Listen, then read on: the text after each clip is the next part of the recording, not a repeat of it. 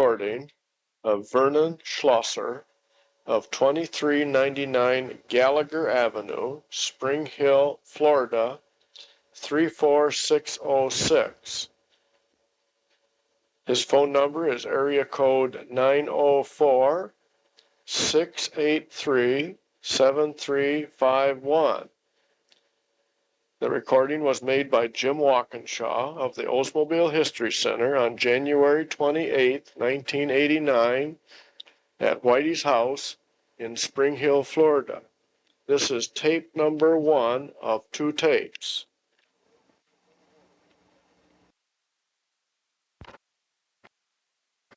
Okay, Whitey, maybe you could start us with your name and your address and your phone number, please. Okay, Vernon Schlosser, 2399 Gallagher Avenue, Spring Hill, Florida. And the phone number is 904-683-7351. What's your zip down here? Oh, 34606. Great. Now take us back, if you would, to when you started. Oh, Lordy. June of 1950. 1950. Yeah. Okay. Where did you start and what were you doing? Well, I started in sheet metal on the night shift, supposedly for Bill Gallagher, and it turned out to be Jim Newhouse. Okay. This is in Building 56? Building 56, yep. Okay. And just a side tidbit, where I parked is now Building 37. Okay. That was all parking lot. Had those little buildings been torn down or were they still up? Oh, everything was still there. Okay. They was all in around the parking lot. And Building 34 extended out like Building 40. Yeah. Except it was hooked to Building 56. Okay. Where Building 40 had to. Yeah. What was going on in 56 when you were there? Oh, Lord, fenders, both front and rear, filler plates, shrouds. Fan shrouds? Fan shrouds. Okay. What was the other one?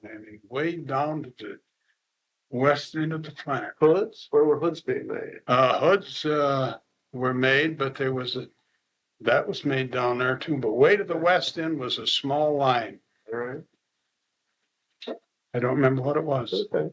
And you were working on fenders? Front fenders. Front fenders. Front fenders primarily, yeah. How many people on a press, or how did you? Well, they varied. They varied. Most of the line presses was one person per side. If they run double, but usually they run either the left or right side. Okay. The draw dies, there was 5 people on them. So you had kind of 2 big draw presses, left and a right, Right. and then a series of line presses that you could run on either side, either fender on either side. Right. They run the right on one side, left on the other.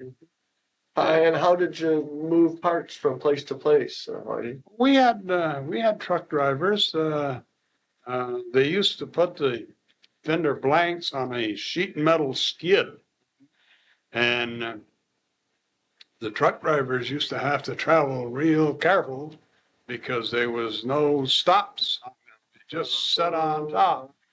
Every once in a while, they would hit a bump or something, or get a little reckless, and the whole skid of blanks would slide off all over the floor. A bunch of playing cards. Yeah.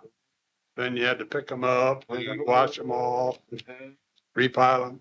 Now, when you guys were running those kinds of machines, what did you have for safety equipment? Did you use? Oh, yeah, we had our glasses. And we had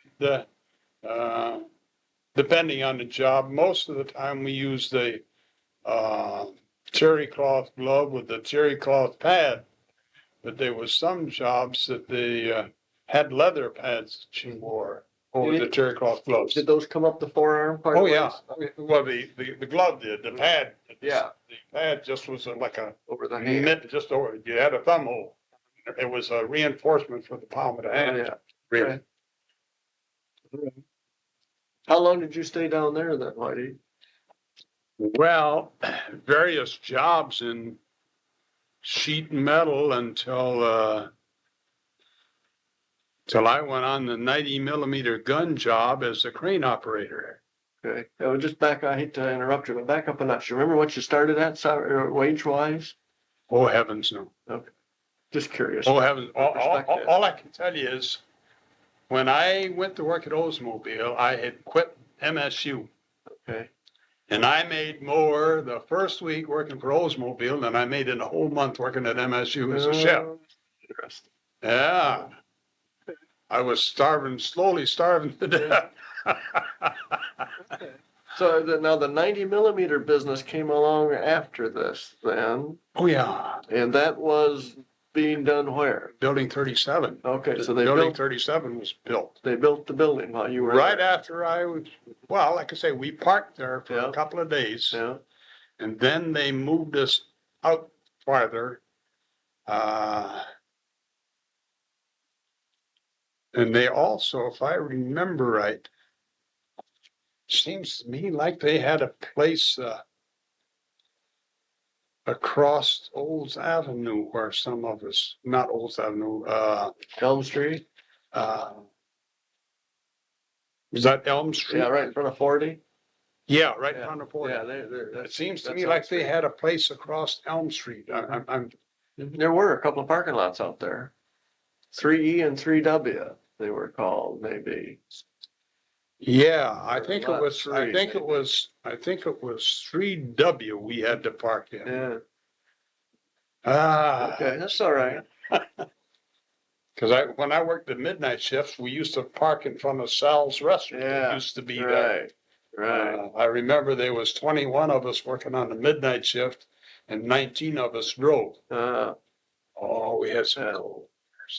But now, go back to the gun business. What were you doing there?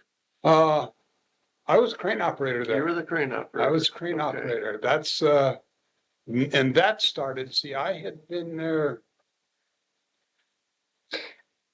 Oh, Lordy, try to remember. I went there in 50 and I would say that gun job started in 51 because they put that building 37 up real fast. Yes. And I think it was built for that 90 millimeter job originally. Okay. I'm not sure, but I believe it was because that's the first thing that went in there. Mhm. Do you remember where things were in the building for the gun job? Well, the center bay that went right out from This is a high bay. right, the high bay went right out from where the hood draw line used to be. Was this would have been the finish side of the 90 millimeter was in that bay, and there was Right. another high bay.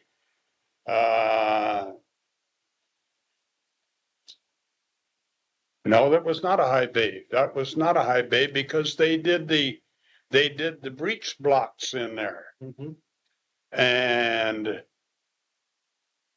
the bay west of that was a high bay also, and that's where they unloaded up on the north end. They unloaded the 90 millimeters up Okay. there. The big barrels. The big barrels. They were raw, and then they was hauled down to the south end of the building and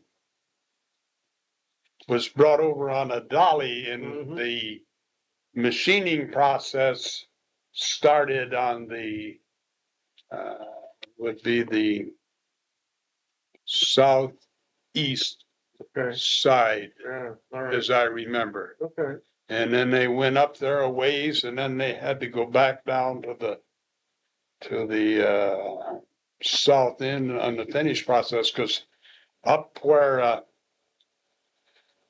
well, I don't know what offices are there now, but there used to be some offices up on the northeast corner of Building 37, Mm-hmm. and the final government inspection was up in that Yeah. area. Okay. Was there a plating tank or something over there? You remember a tank in the ground? Yeah, they had the tank, but if I remember right, that was a cleaning tank, a Okay. degreasing All tank. right. I don't remember a Plating tank, all but right. it was, there was a degreasing. That was over in the next low bay or something. Well, that was in the finished bay. Okay, It was all in the right. finished bay because I used to run the crane and I took the guns. The last machining operation was where they drilled the smoke holes. Mm-hmm. And from there, they went up to this cleaning place, which was the tank. All right.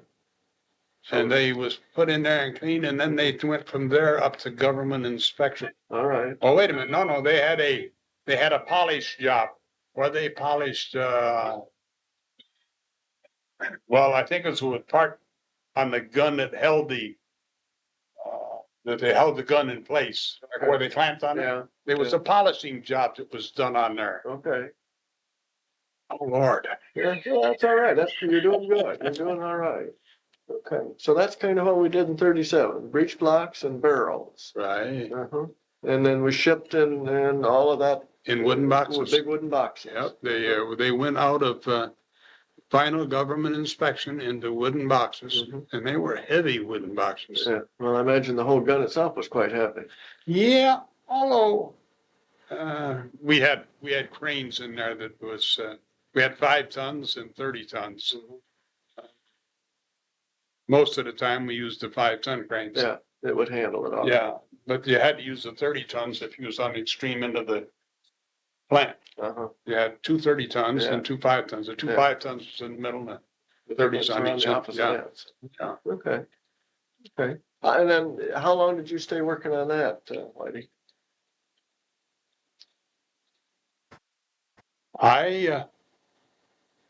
I worked on that almost up until the end, and then they started this. They was getting machinery in for the jet engine program. All right.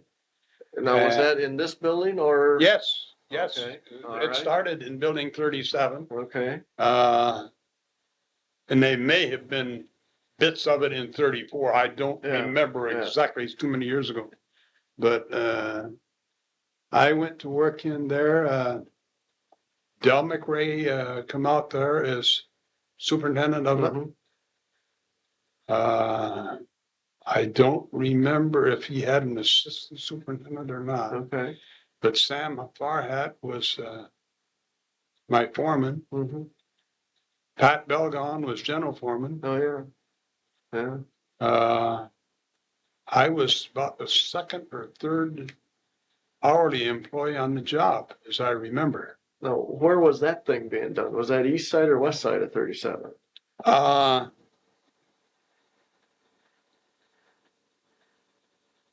I think it was on the west side of the plant. All right. All of that low bay stuff that was. Yeah, it was the west side of the plant, as I remember. Okay. And Clarence Curry, I do believe Clarence Curry was the first hourly employee in there. Okay.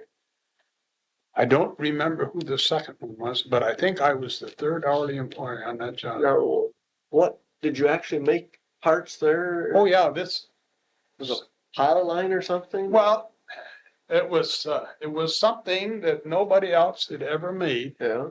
I understand it was designed by an Englishman. Right.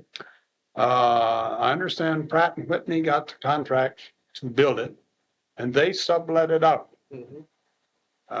Now this is Sure. memory and hearsay. I mean, say it actually was that I can't. Yeah. But this is what I remember hearing. We took the moving parts. Buick took the stable parts. Okay. So far, you're batting 100%, I think. Well, like I say, I'm trying to refresh my memory on this stuff, and a lot of it was hearsay. Yeah. But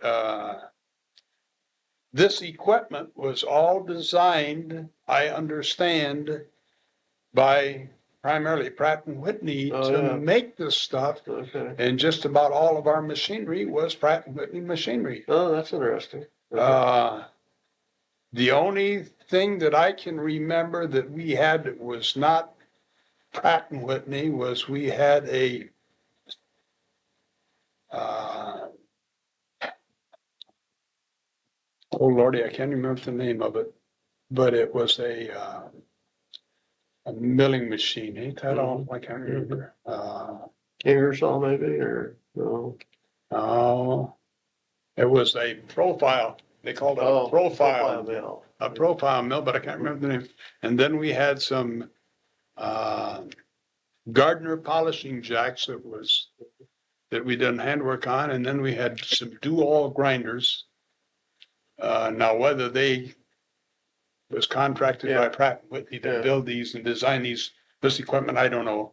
And then we had some floss stick centering drills. Outside of that, Okay. to my knowledge, all of the equipment in there just about was. Was it just for blades? That was for the blades. Now Did you have the discs or whatever you called the things? well, yeah, those machines was designed and came, I think, from Sweden. Because we had trouble one time and one of their repairmen came in.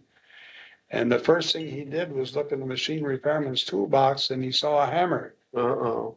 And he says, in his broken English, what was the hammer for? Well, he said, I might need it. He said, not on this machine. The only thing you need is a crescent wrench on this machine. Interesting. Everything is precision. You put a hammer on this machine, you ruin it. He said, I'll show you one time. And he took the machine apart and put it back together, all with the crescent wrench. But we had all these different stages of the blades. But you were doing all of that stuff in 37? No, we didn't do all of it. All right. They had one or two machines. All right. As a pilot program to get it started. All right. That's what I was curious about. Right. This was started, and I was fortunate enough to go in there and I helped set up just about all of the machines that was used on what they call the stainless steel, the steel blades, and the bucket, which is pneumatic blades. Okay. I worked with the people from Pratt & Whitney setting these machines up and getting them operation. Okay. So I got in on the ground floor, and for a dummy like me, I learned a whole bunch. And that must have been fun. It was interesting. It was very interesting because not having anything above a 9th grade education, all my education I got by trial and error and reading in the School of Hard Knocks. Well, yeah, and anytime I found something I didn't know, I would dig in books and stuff until I found answers.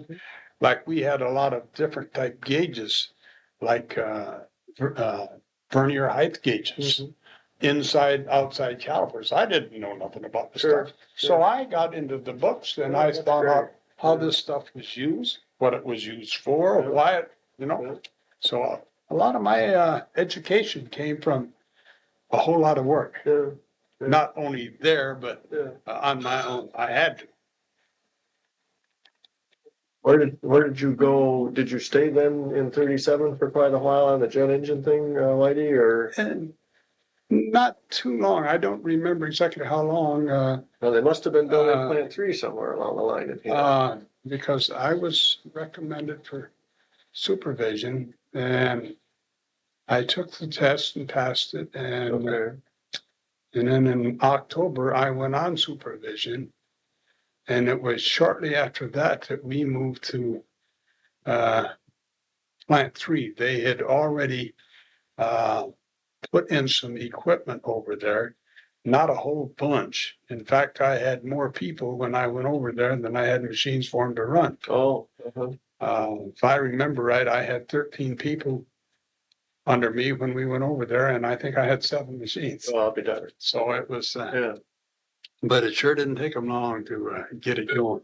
Now, that production facility over there, was it significantly different than the one you had in 27? Well, yeah, or 37? 37. That was just learning how to set up the machines and run the parts. Okay, We really wasn't trying to do a whole lot of production okay. because So it was a learning process. we didn't have the capabilities to put out too Yeah, many. all right. So, but when we got over to plant 3, they had all this equipment come in there and holy mackerel. Now, was the plating plant there? Oh, yeah. Oh, yeah. So the plating plant was there when they were making jet engine? Yeah, Okay. the plating plant was there and, Was there any jet engine work done in that end of the? yeah, plant?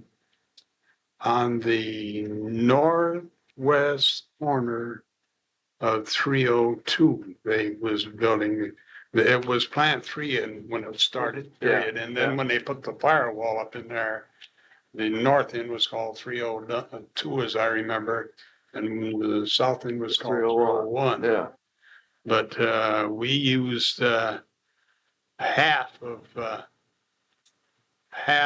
the east half of 301 was for the blade department. okay.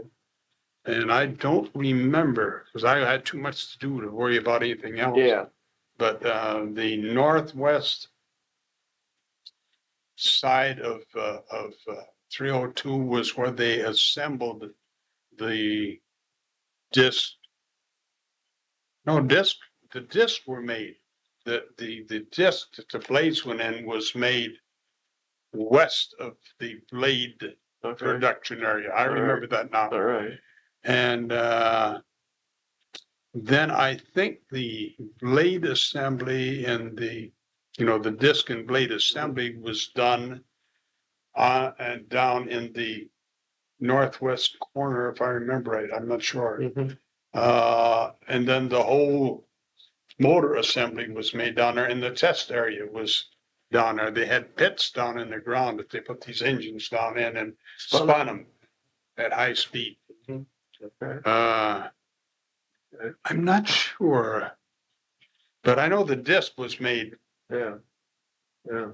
in the part of the west half of 301, Okay. but the whole east half of 301 was all blades. The Blade bucket blades was, yeah, the bucket blades was on the extreme south side, and then they had small steel, then they had big steel, then the aluminum blade, then the aluminum, what they call the shaft. Mhm. This was the part that the blade assemblies with All the these discs discs sit down on. Okay. Uh, But can you think back to what some of the, what I'll call problems of the day might have been? Yeah.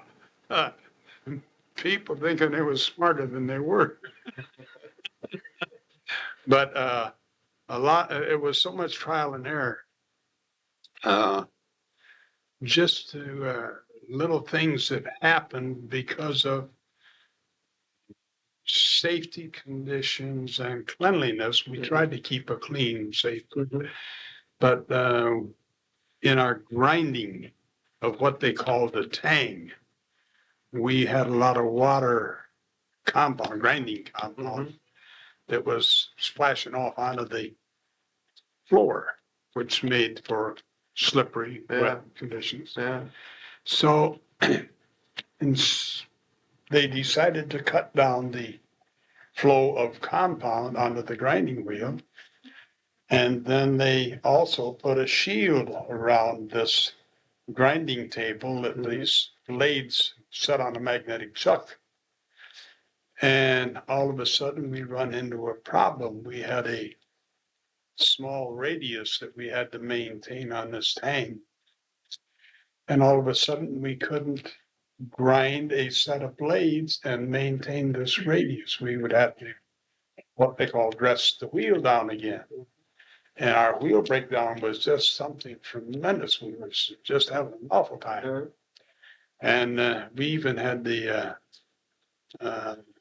can't even remember the name of the company that sold us the grinding wheels. We had their troubleshooter in. He'd been with the company about 30 years.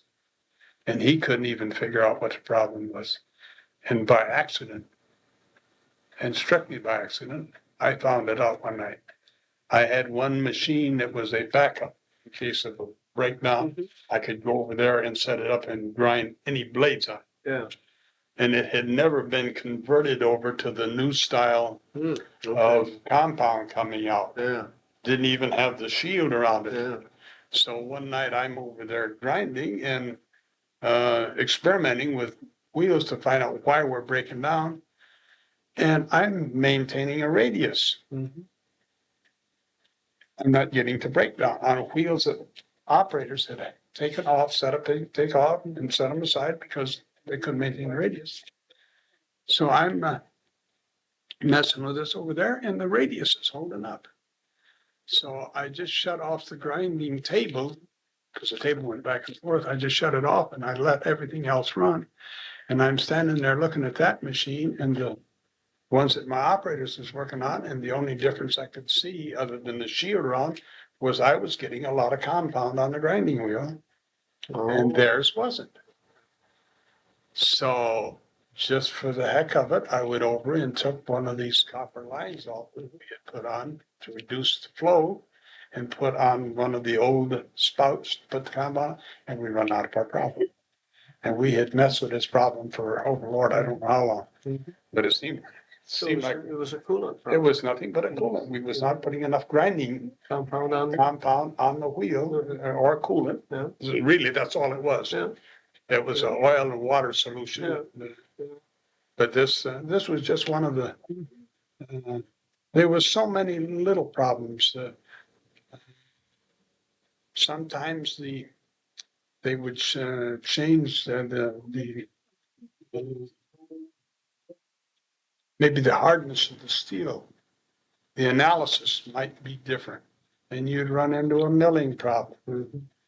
Or you'd get in maybe some cutters, milling cutters that were too soft. And they weren't cutting, they were rolling the steel and you'd have burrs. Just trillions of little things that seemed insignificant, but they was a loss of production and increase in work. Oh, what, do you remember how many you had to make in a given period of time? Was there a volume required? Yeah, but I don't remember what it was. I don't remember. Because there were a jillion of those little blades on there. Oh yeah, there was 6, what they call stages. There was 6 stages on the small steel. I think there was 3 stages.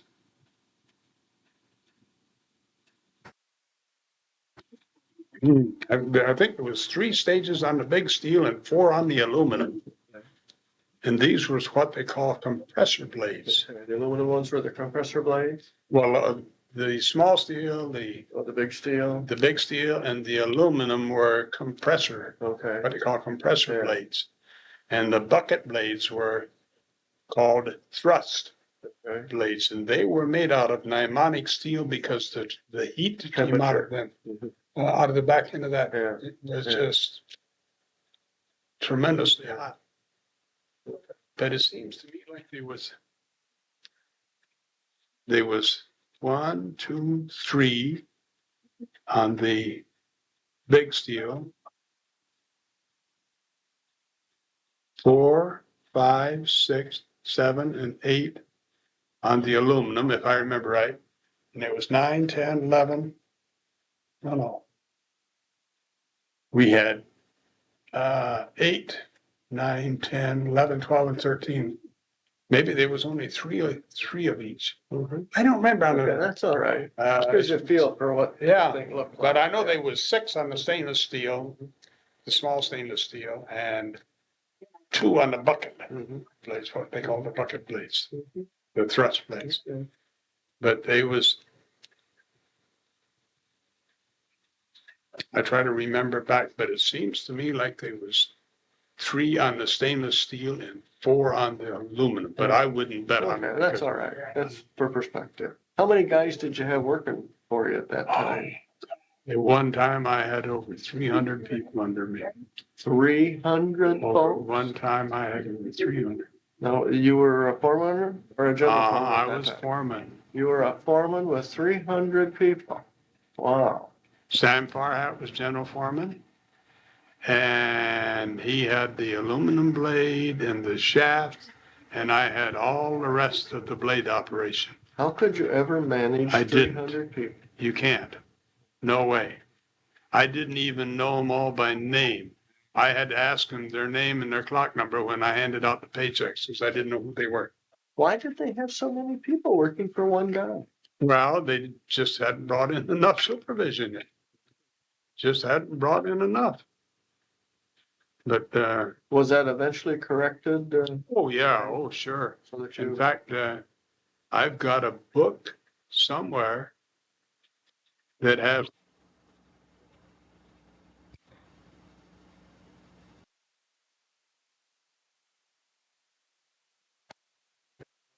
that's got, I think I still got it, some of the people's names in that used to work for me. At one time, I started to keep a record of every employee.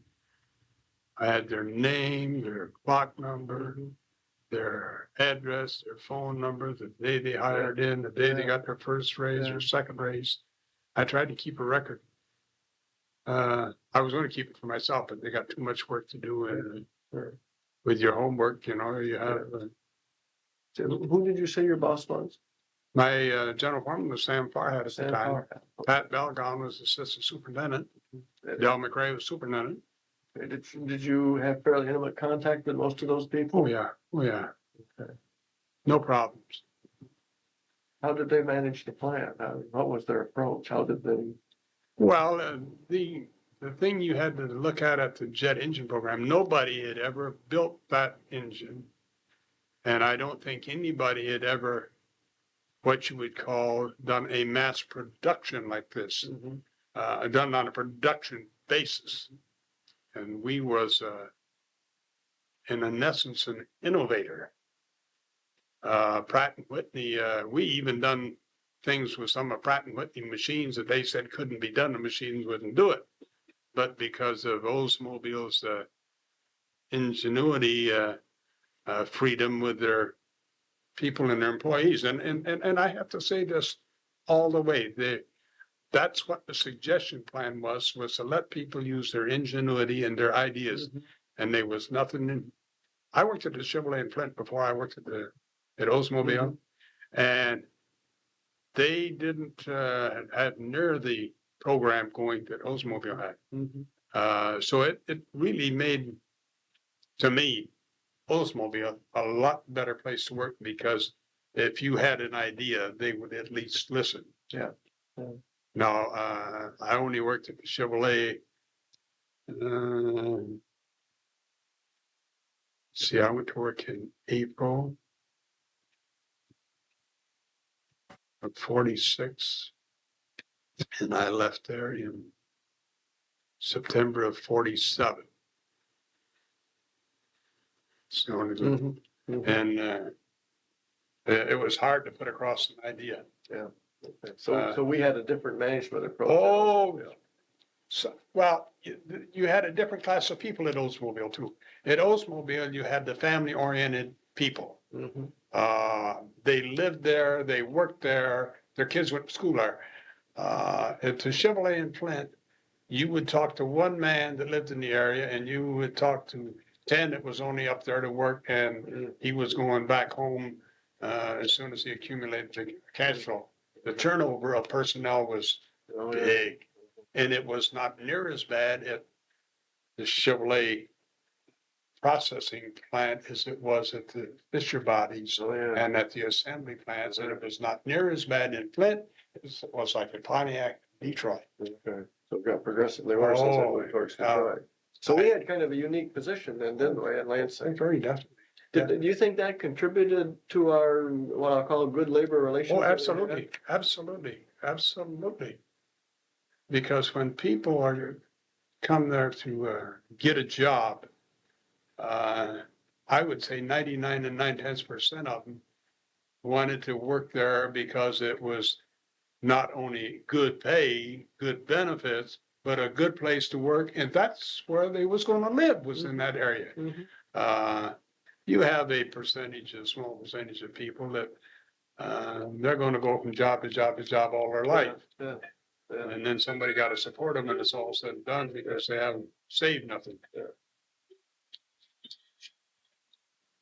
Now, Whitey, when the jet plant program eventually moved on out and other kinds of things came over to plant 3, were you still there then? Well, yeah, plating moved in there and some other production stuff was moving in. Like we got cranks over there at some point. Yeah. Cranks, they was beginning to set up some equipment as the jet job was being done. Then I left there and I went to the forge plant. Oh, all right. Another new learning experience. Do you remember about what time you went over there? Yeah, in 55. All right. The latter, right at inventory time of 55, okay. Which I think was August or September. All right. Now, were you still on supervision? Oh, yeah. Production supervision? Production supervision. Right. Well, only it was in material handling, yeah. But we had production people in the material handling division. Okay. What side of the house did you have over there? Well, very interesting. I had sides, all sides. I had the steel yard, I had the shear people, and I had truck drivers. Mm-hmm. And then I also had truck repair at times, especially on nights. It was another learning experience because I had never had truck repair. I'd never been in the forging industry. Okay. I didn't know nothing about shearing steel. So it was another educational process. What was going on at the forge plant then when you got there? Oh, Lordy, they was making forgings for Buick, Olds, Pontiac, Detroit, Diesel, Cadillac, Allison. Oh, Lord, I don't know if I even name them all. But the whole plant was doing forging work at that time. Yeah, the whole plant, yeah. Okay. Yeah. Okay. And that was the dirtiest place I ever worked at. Oh, was it? That comes with a fortune industry. Okay, now that's quite in contrast to what you had at the jet plant. Yeah, very much so. Okay. The jet plant had some jobs that could be dirty, but by innovation and ideas, we was always able to, clean them up. Like we'd done some grinding in oil. Yeah. Like that, like that coolant thing you were talking about. Yeah, but I mean, really, we did some grinding in regular oil. Oh, okay. Regular oil. Okay. We even had some fires in there because of the filter system got particles of material from the grinding belt up in there and sparks, and they were saturated with oil, and sparks from the grinding went up into the filter system and caught them on fire. We had a couple of goodies in there, but the forge plant was just because of the steel being rusted and dirty, which when you're handling it, shearing it, creates a certain amount of dust. And then when you're dumping these billets, there's a certain amount of dirt flies from them. Then when they put them into the furnaces and heat them and bring them out and hit them with these presses, there's a certain amount of stuff flies off them. And the smoke from the furnaces and that hot steel and oil getting on them and some of the compounds that they would be using. All in all, the whole thing was a dirty place to work. You could go in with a white shirt on, and in an hour, it looked like you'd work for a week. Especially if you was in around the hammer shop. The press shop wasn't quite as bad in the upsetters, but the hammer shop was a real filthy mess. In fact, it always looked like dusk in there because the overhead and the lights were so dirty that the lighting was you got more light off of the hot billets than you did off the overhead lights. It was, if you never was in there, it was a dirty mess. Now, did everybody wear hard hats? Oh, absolutely. A lot of them wore, depending on the jobs, they had to wear shields on their, Side on the shield? side shields on their glasses. Oh, yes. Yeah, the guys working on furnaces had screens on their face, front of their face. Yeah. All right. And- Did people have any, what I will call, problems because they're handling hot iron all the time? This, I don't know because I never, the only thing that I saw was people every once in a while would get a catch or something in their back because of the weight All right. that they were handling, or they would, because even with the balancing lift, For Things their, that for their they hook, had. their Yeah. tongs, uh-huh. like the heavy stuff, it was on a track with a roller, a chain like Yeah. come down, and they had a big long rod that went there and pick up the heavy stuff Yeah. and back out and take it over to the press where it was gonna be, Mhm. or hammer where it was gonna Yeah. be put. Did your truck guys ever get burnt because of the hot iron, or weren't they never close enough to it? Not to my knowledge, I never seen any, I mean, nobody that I had Yeah. working for me got burnt. One of the most serious injury that I knew about was a fella who was driving truck for me at the time. And this is why I know previously he had been I think a die setter or something, and one of the wedges that holds the die in the press, I understand they were driving it in and they didn't get it square or something, and it flew back out and penetrated this guy, went all the way through him. But it did not hit anything vital, Oh my and gosh. the guy worked for me later, driving truck. That's the worst thing that I knew about that happened over there. They was minor cuts and Yeah. bruises and stuff, which is normal. So who was your boss over there? Like, A guy by the name of Alex Pratt and was my general foreman, and Harold Van Epps was superintendent. all right. Yeah, yeah. Did those guys manage the place any different than the McCrae bunch from the other side? Well, now you're talking, these were material handling, Yeah. my material Yeah, handling bosses. I think the plant superintendent was a guy by the name of Corbin, Elmer Corbin. Elmer Corbin. Yeah. Outside of that, That's true. You wouldn't see that side from your Right. side, would you? no, well, material control people, purchasing, and the immediate production supervision was about the only people I was in contact other than my Okay. own. Yeah. Because when you go in there, you got enough to do that you ain't got time to How many guys would you have had working for you in that particular area? Lord, I don't have, my share people and checkers, there was 21 of them, and I had 2 crane operators. Yeah, 2 or 3. I'm trying to remember.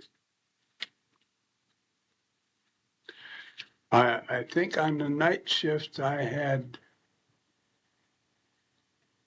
can't even remember their names. I think I only had 2 crane operators on nights, and I think there was 3 on days because. Okay. These were steel yard guys or, Yeah, or the big cranes? Well, no, in the wait a building? minute. No, I had 3 on nights, and it was Okay. 4 on days. All right. There was 3 on nights because one did nothing but unload steel From the railroad from the cars. railroad cars and trucks, Okay. and the other 2 set up production.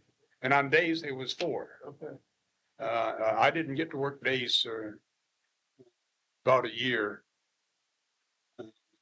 which was all right with me. Yeah. I mean, the guy by the name of Petrie, what the heck was his first name? Oh, I remember him too.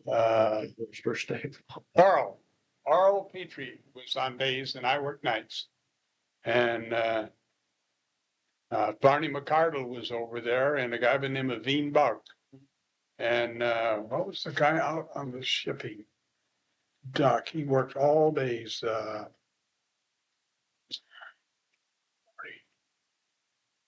It's okay. did you ever know of, Jenny Getz? Mhm. She was the clerk in the Yeah, office. Boy, yeah, yeah. there was a real fine lady, real fine, and she always had time to do something. That reminds me, back me up a notch to the jet engine job. A lot of ladies working out in production at that time. At one time in the small steel blade, this is when we finally got more supervision in. At one time in the small steel blade, I had 119 employees and 19 of them were men. Oh. I had exactly 100 100 women. women. 100 women. Did the women situation cause any peculiar happenings other than the fact they're women, so to speak? Only one time, but you had to. Well, let me put it this way. When I was in the service, I had women working under me and I was in the commissary department. Yeah. And I had a bunch of waves working under me. So I got a good education on how to handle women. Mhm. First of all, you didn't say good morning to one without say good morning to all of them.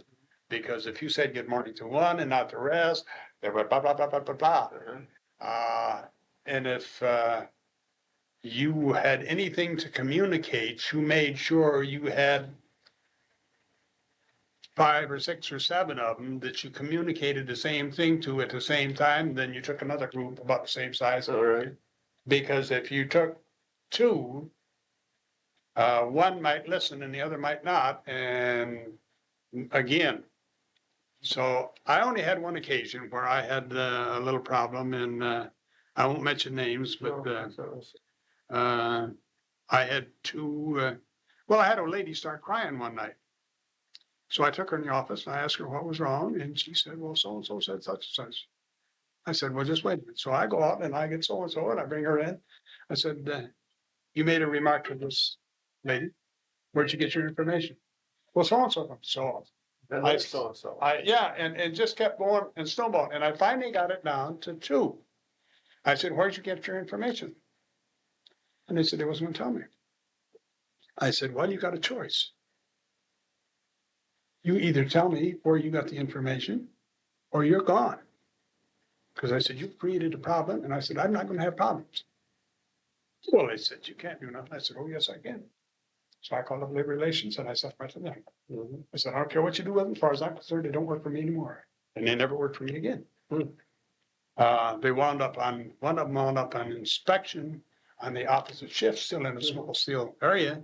And the other one went down in the blade assembly down in 301. But I eliminated the problem real fast. But I had a lot of, and I'm not saying this, but I had a lot of good employees working for me. Yeah. I never had a lot of labor problems. I never had anybody really give me a bad time that I wasn't able to handle. Did the women generally work, quote, as hard as the men and so forth? There wasn't any difficulty there. I had some women work for me that was better than a lot of men employees that I had. Okay. I had real good. I can tell you a little thing that happened. I had a man come to me one day. I don't remember the exact date, but it was around the first part of November. And he said, because we started at 6:30 at that time, he said, I want to go down and see the doctor. It was on a Monday. And I said, why? He said, I slipped on the ice over the weekend, putting on my storm windows and hurt my back. Well, I said, the doctor don't get in till 8 o'clock. But I said, at 8 o'clock, I'll write you a pass and you go. So I wrote him this pass for 8 o'clock. And I put on there why he wanted to go and what he had told me. So at 8 o'clock, he went down there.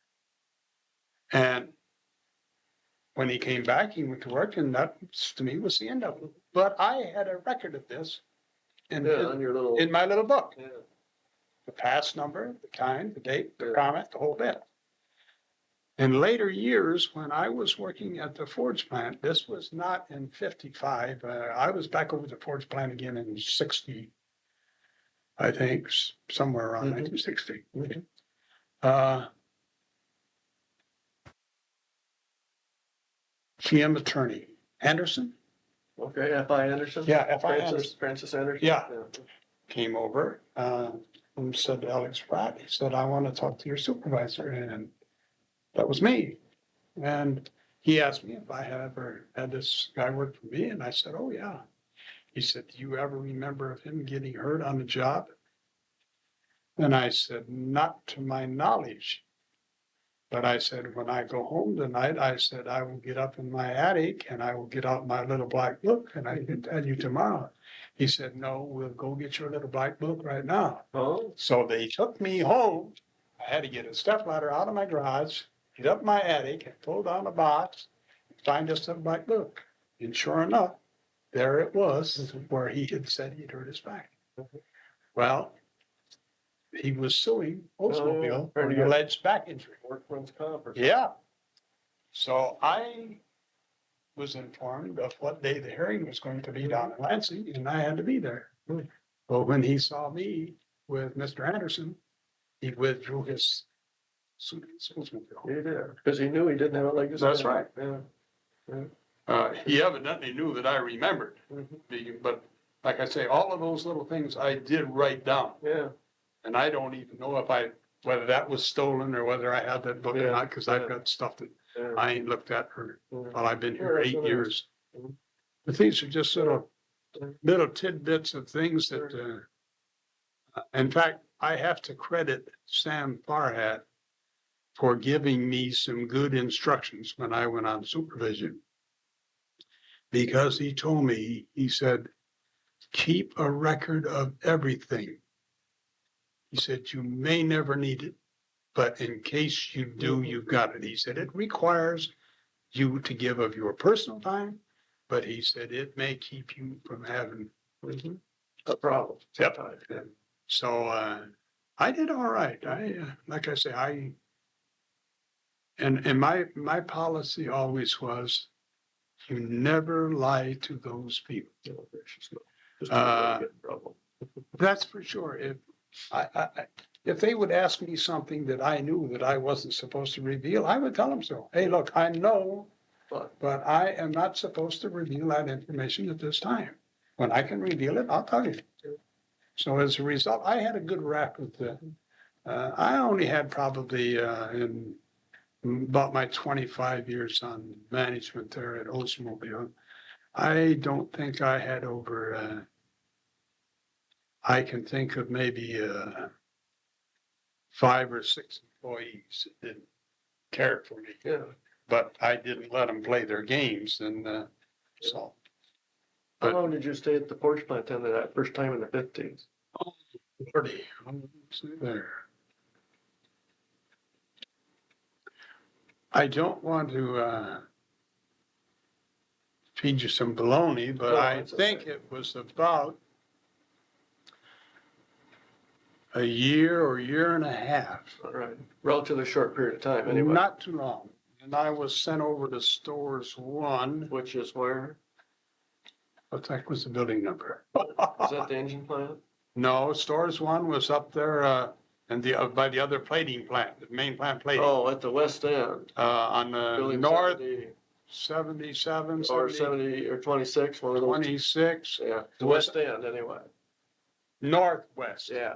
All right. Northwest, that's the, Up on 26, uh, next to the railroad track. yeah. GM80 shipping up there, it was Yeah. BOP shipping in All right. those days. Yeah. I went up there for a short period of time. Okay. Then I went back to Plant 3 for a year and a half or so, and then I went back to the forge plant. It seems that I had a reputation for solving labor and production problems with people, and everywhere I went, there seemed to be labor and production problems. Okay. After my first stint on production at the jet engine job, when I went to Plant 2, just to give you an example, the superintendent, Art, I just told his name a minute ago. He wound up being assistant warehouse manager out at Art's. Oh, you mean Van Ness? Van Van Epps. Epps? Van Epps. Yeah. Harold Van Epps. Harold Van Epps said to me, he said, Whitey, there is a problem on the night shift with production. Mhm. See if you can find out what the problem is. Well, it was a labor management Mhm. problem that created a production problem. I went out there and fortunately I was able to communicate with everybody and it just went away. Yeah.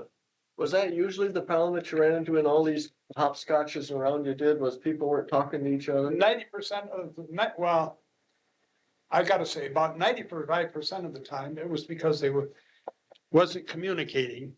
This was the biggest problem. Yeah. 5% of the time, it was an employee problem. Right. And that employee had problems wherever he went. Yeah. It was not a specific. Yeah. It was the individual. It was in that the case. individual. But that was the rarity, perhaps. The Yeah, small percentage. that's a very small percentage. Most of the time, it was a communication. And when I say communication, I'm going to tell it like it is. Most of the time, it was either the supervisor lying to the employee or the employee lying to the supervisor, or both. Or both. And this is why over the years, I never had no problems because I never told an employee today something that I wouldn't tell him tomorrow or the next day or the next day. I just don't believe it. I mean, I was brought up. Why did supervisors do that? Why do? I will tell you why. They was all, I say all, a lot of people went on supervision, not for financial gain, but they had an ego trip. Now, this is a hell of a thing to say, but it's the truth. The stature of the job. That is right, an ego trip. And it's not only just there, it's in all walks of life. You will, if you take a good look and dig down into problems, even today, worldwide, it's an ego trip. It's an ego trip. In fact, our European and Asian problems are ego trips. Everybody wants to be the top dog. And that problem was what you were seeing there out in the country. Absolutely. Absolutely. There was people trying to impress somebody instead of putting their energy and their abilities to doing the job they should have been doing. They were only putting a little bit of it there, and the rest of it was to impress somebody. You know, I always felt that my end result of my job should have been enough to impress people. However, and I won't mention any names, there was people that preferred you would invite them out for steak and booze rather than do a good job. And I don't care whose ears hear it. It was the truth. But I was not a party man. I'm still not a party man. If I want to drink a beer, I have to drink a beer. If I want a mixed drink, I have a mixed drink. Whether you're here, whether you ain't here, or if you want one and I got it, you're welcome to it. You don't need to drink to impress me, or you don't need to buy me a steak to impress me. That material things didn't impress me. Did the managers that were above you, Whitey, understand this problem, or didn't they? Or was it something that they kind of glossed over? Let's put it this way. Some of them did not want to hear the truth. Just to give you a little example. Now, this has happened in later years. I see supervision, production supervision, run bad parts intentionally because they was only interested in the piece count. Quantity. This impressed their boss because he didn't know that they were red tagged and bad. Then they would say to me, Whitey, take these and store them somewhere. I don't have no place for red tag material. I only have place for good material so I can ship it. What am I going to do with it? And I had big arguments with production people. What did they expect you to do with it? They weren't interested in me or what problems they was creating. They was only interested in the piece count so they could impress their bosses. But I mean, it was no good. It would never get used. Well, eventually, their bosses would find out about it and they would get a deviation, and some of it they could sell and some of it they spent more money on to repair it again. And my philosophy was that right in the beginning, when it was bad, it should have been shut down and fixed. It would have been cheaper. Right. Because number one, our biggest cost is storage. Yeah. Square footage. And reworking stuff the second time around. And then reworking it because they was only interested in impressing somebody. And I blame people all the way from the top down. Because if these parts were being run and they couldn't be used, then they had to be something done. I don't know how close the general manager was to this, but the manufacturing manager, and this is one of the things that I always said about Bob Cook, there to me was one of the smartest men in automobile manufacturing.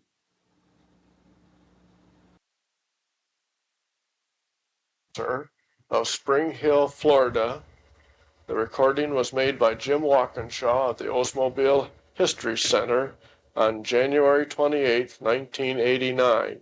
This is tape number 2 of 2 tapes. Okay, go ahead. I think Bob Cook is one of the smartest men, and he could smell out where there was some hanky-panky going on, and he was right in on it in a hurry. Because of the communications that I'd had with him on occasions. If you had a problem and he hadn't smelled it out, Yeah. I think he would have, because Well, Bob was kind of a no-nonsense guy. oh, absolutely, absolutely. There was right way or wrong way, period. In fact, I even heard him make statements to that effect, and Del McRae was the same way. I heard Del McRae tell an engineer one time, I won't even mention his name, but the engineer says, "We'll tell you how to do it, and that's the way you will do it." And Del said, "No, you will show us how to do it, and until you get a lot smarter than you are, you ain't going to show us how. You ain't going to tell us. You can't even show us." So these are little tidbits. Oh, you know. sure.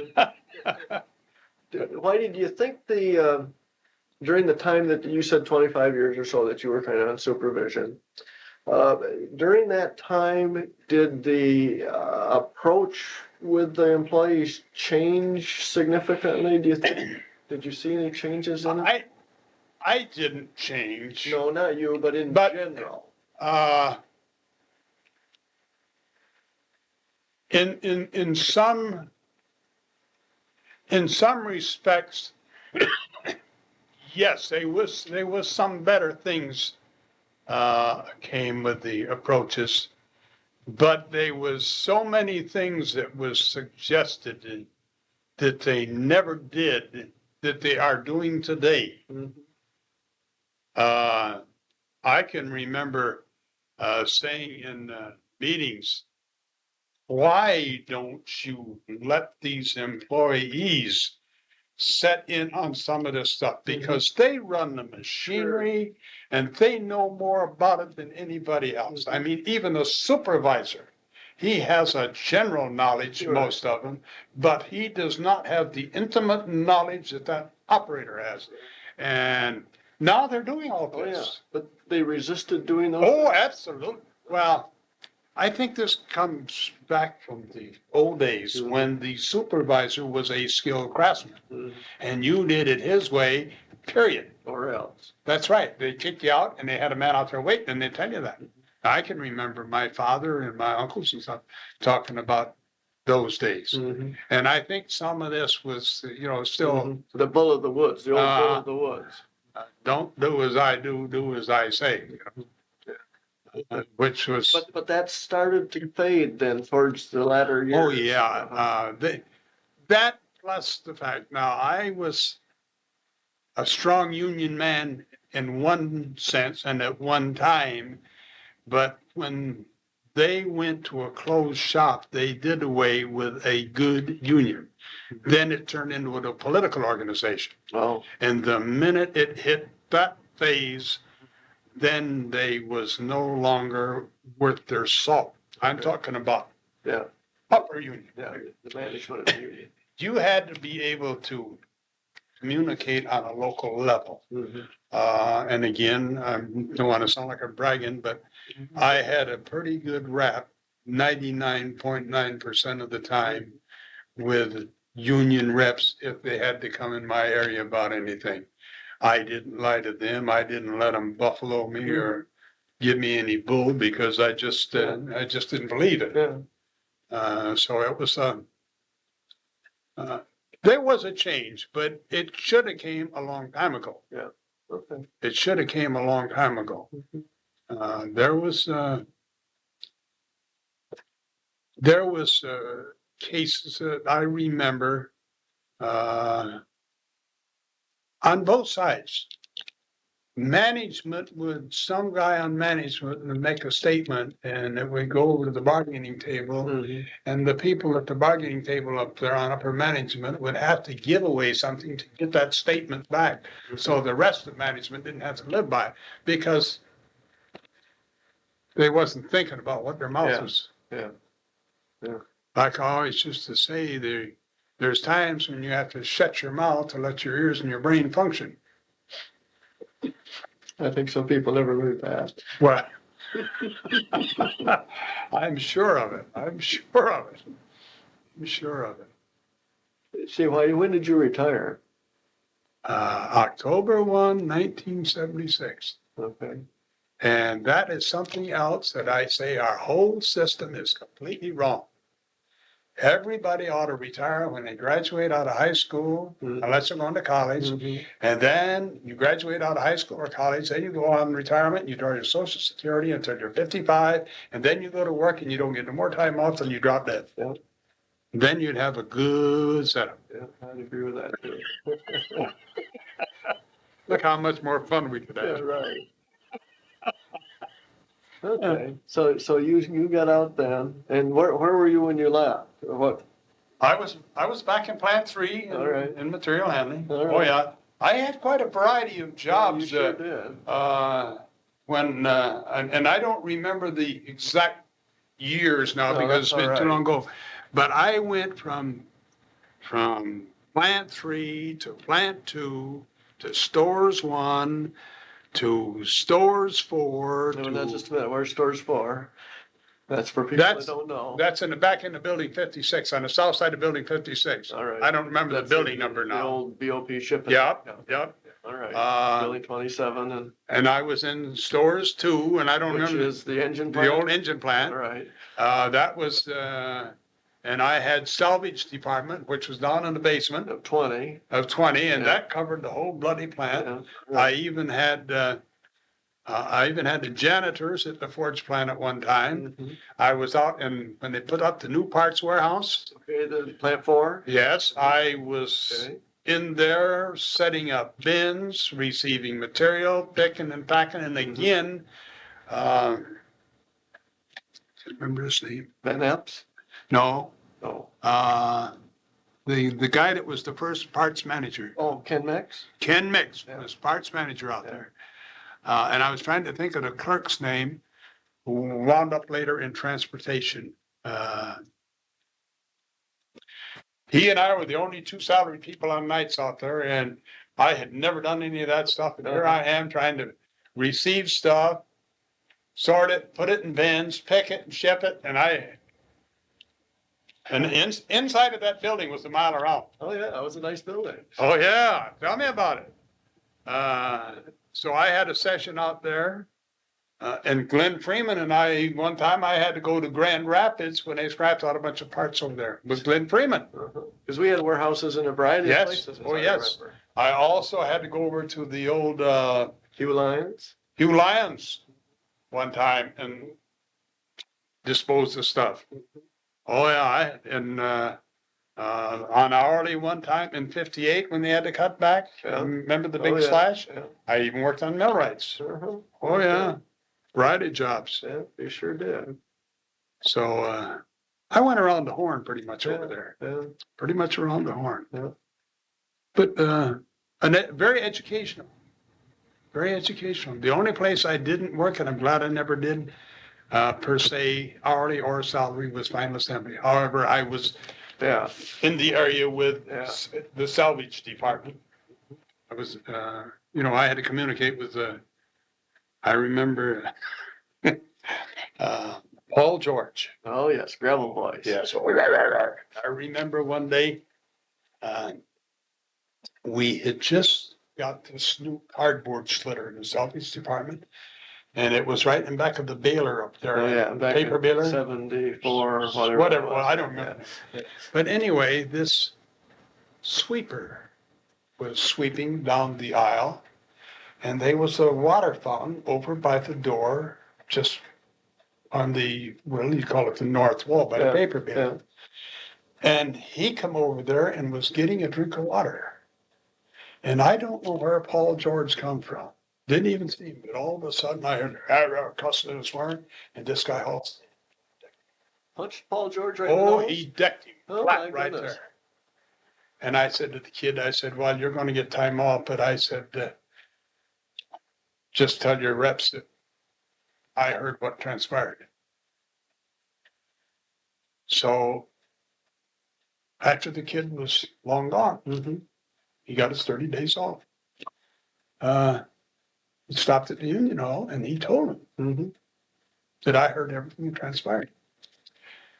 So after he was gone about a week, while the union was over there, the labor relations, and Mike Minnow, Paul George, and who was the guy that took Mike Minnow's place? Let's see, that must have been, that wouldn't have been Rick. McGinn? Short black haired fella. Oh, Slachta? Slachta. Bill Slachta? Bill Slachta. Yeah, okay. I think it was Bill Slachta, Mike Minnow, Paul George, and labor relations.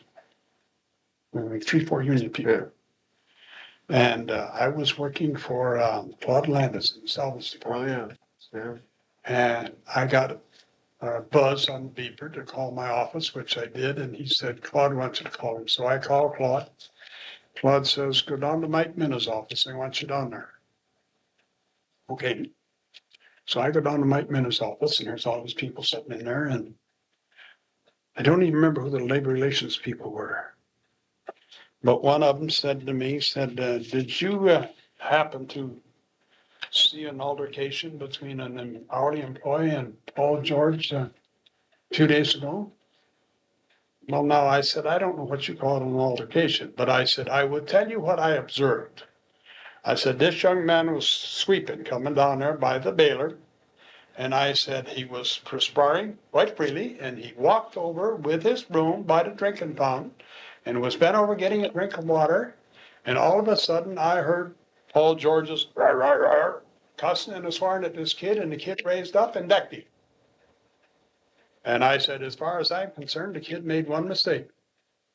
And the guy in labor relations says, what's that? I said, he should have kicked his ribs in when he was down. They wanted me out right now. Yeah, right, wrong words. But they went looking for the kid. And I don't remember the guy's name. The only thing I can tell you about him, I understand he was a World War II vet, and he had a silver plate in the top of his head. This is the only thing that I can remember about. Nice looking young fella, and to my knowledge, anytime I ever saw him, he was always doing his job. But I understood. They went looking for him, and he'd gone up north somewhere, took his family, took a vacation. But I also heard that he got paid for all the time he was off.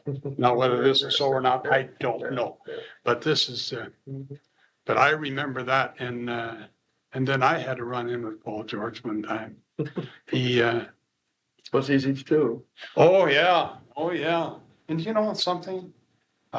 Later years, his son worked for me for a while over at Porch Plant. And his brother and George worked for me on truck repair.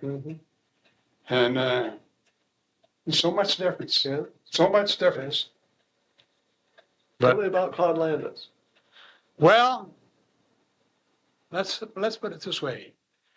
Claude was the man that wanted it done before he told you about it. That should have made it interesting. But he was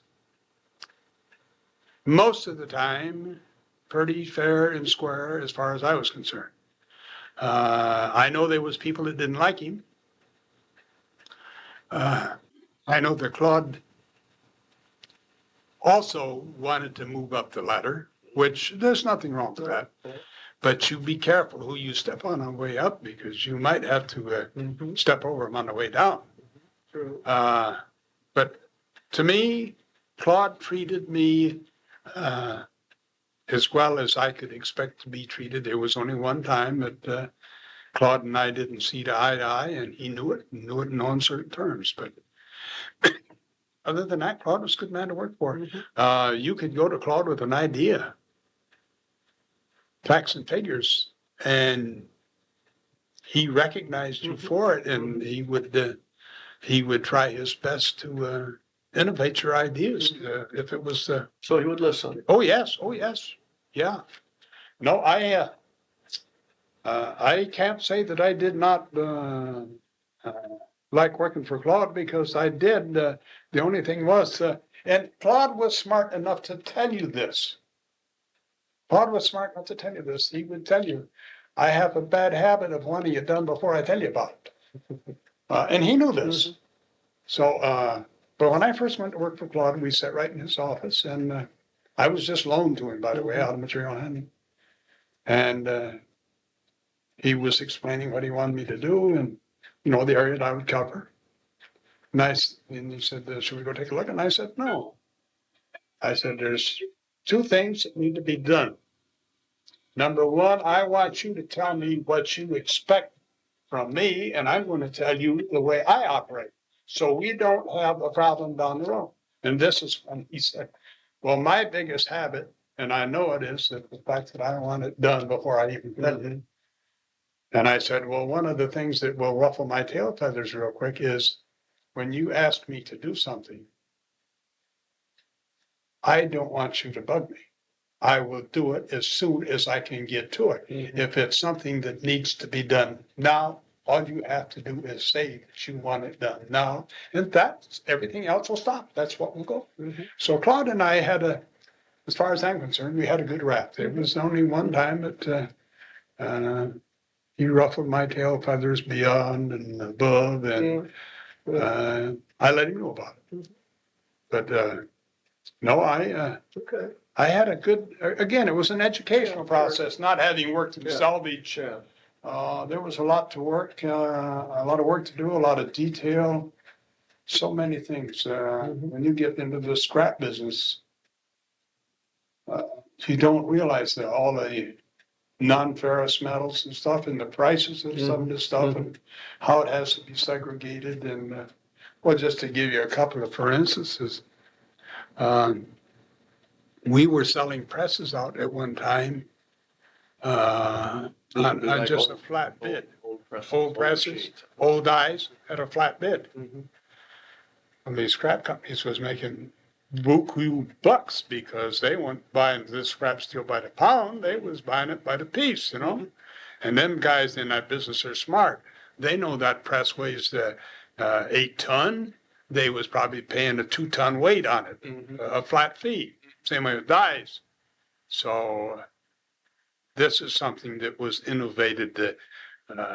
I think Claude and I both talked about it. I had an idea on banding iron. We was selling it out loose to the scrap companies, which was worth, it hardly paid the labor to bale it or to handle it. And then I found out that we could get a whole lot more money by baling it and sending it to a mill in a boxcar. So this was I mean, just little things like this, things that you learn, if you're interested.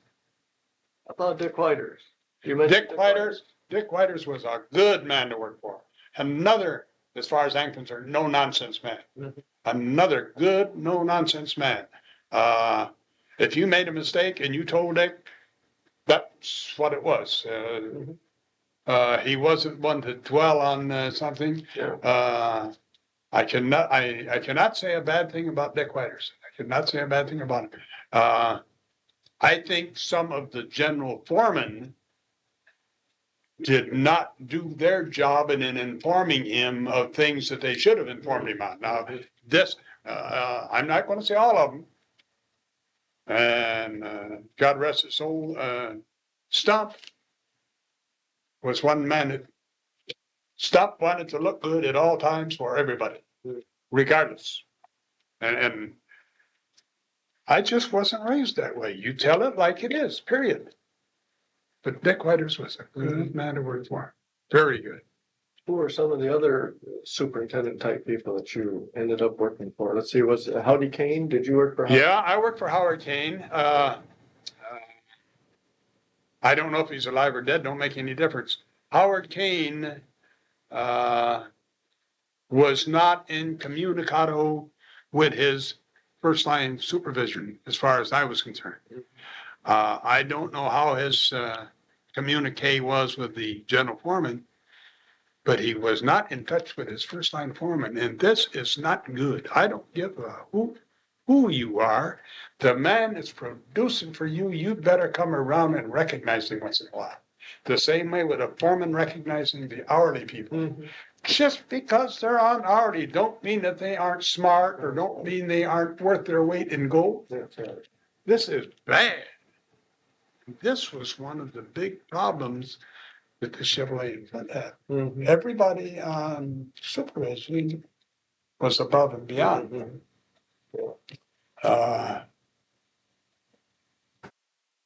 And some of them at Oldsmobile. And Howard Kane was one man that did not communicate with his foreman. Okay. And this is nothing that he didn't know because I told him right to his face. Yeah. I worked for that man for 5 years and had never had a raise. Mm-hmm. And I asked him right to his face, what does a man have to do? And he says, I didn't know that. Well, he should have known it because it was his job to review my record and take care of that. Now, Dick Whiters reviewed his people's. I know because Dick Whiters told me. He said, I've reviewed your record and you ain't had a raise in a long time. I said, I know it. And I said, I don't know what the policy is, but I don't like it. He said, effective the first of the month, you are to the top of the bracket. This was a thing that central office, I don't know if you know this or not, but at one time, there was a questionnaire sent out from central office to all members of all salary All people. salary folks, yeah. And whatever you want to put on there, you could put on. Game. Yeah. So I put on there and a whole bunch of others. Charlie Sarda was one. Nellie Bateman was one. Now I'm naming guys. I don't know if they're still alive or not. Yeah. I did it. Do I know him? I think Vern Hansen did it. I'm trying to think of the guys that I was sure that did this. But we put on there, how do you base the salary by divisions? Is it because of technical knowledge? Is it because of the amount of people you have working for you? Or is it because of responsibility? Because at that time, there was only one salaried foreman job drawing less pay than we was, and that was yard maintenance. Mm-hmm. Material handling was next to the bottom of the list, and we had more responsibility, people, part, and plant-wise than any other department in Oldsmobile. Yeah. And when I put on there, I said, there's got to be something wrong with the process somewhere. And if I wanted an answer back, I had to sign my name, and which I did. Yeah. And when it came back, they called me over to the office and said, are you unhappy with this? And I said, yes, I'm unhappy with it. I said, how in the hell can you justify the amount of responsibility, area, and people that a material handling foreman has with his pay scale compared to a production foreman who has got maybe 20 people working right here, all right in one line? And that's all he's concerned about, right there. You can go out and see them all by just looking. Yeah, and stand there and look down the aisle and see every employee he's got. And I've got to cover 30, 40 acres.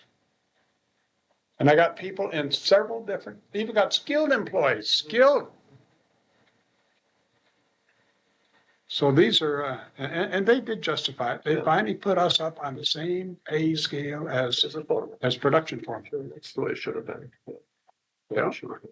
But I mean, these are changes that came about because of, you know, not everything was always negative. There was things you'd like to see changed a little faster. Little tidbits that was very annoying.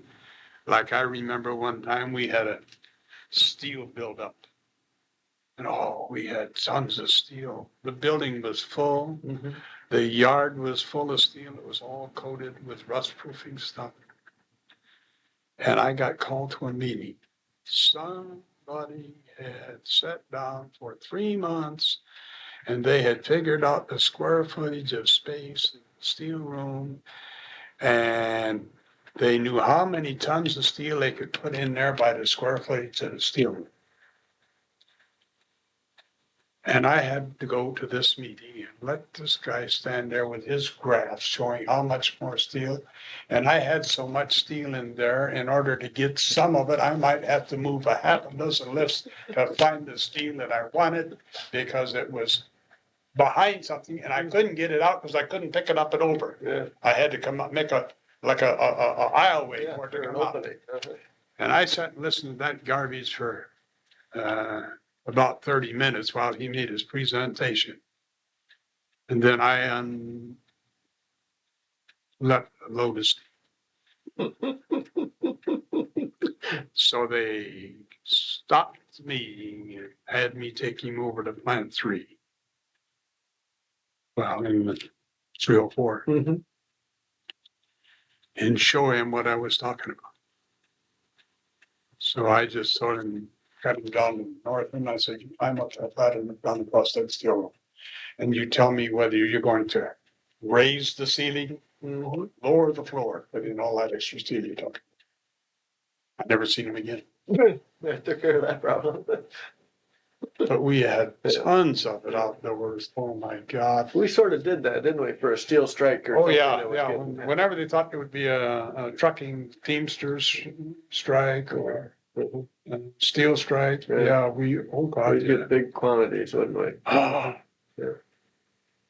I don't have any idea. Yeah, I don't now. I don't even remember. But at one time we done a rough guesstimate of how much steel we had inside and out, just over at our place. Yeah. Not counting what they had over in the Snow Road warehouse that they stored over Yeah, there for yeah. that trucking company. I don't remember the name of the trucking company. Yes. Hess, yeah. Hey, you're right with it, kid. I was there for a while too. Was it? Yeah. Well, Heidi, that's you have covered a lot of ground for us here, and that's just great. I Well, think it's if I offended somebody, Well, no, I didn't really do it to offend anybody, but damn it, it was the truth, and that's the way it is. yeah, it's the way things were You and bet. are, so to speak. And that's the way it was. And Yeah. So that's Yeah. people will recognize that. Hey, for what it hell, I was. wasn't perfect, and I No, know well, that. nobody was. So. I was close. Like my son says, I used to have one fault and I corrected that. No, I made mistakes and I know I did. And Well, anybody that did anything made mistakes. that's right. That's always been my philosophy. Anybody that does anything is going to make a mistake. However, if you make the same mistake twice, it's not a mistake the second time. No. It's stupidity. Yeah, that's a pox on you. That's right. Yeah. Yep. Well, I think if you don't mind, I will click this baby off, and I think you did an excellent job of Thank covering you. those 30 Thank some years. So Thank you. And that's just great. We appreciate it. So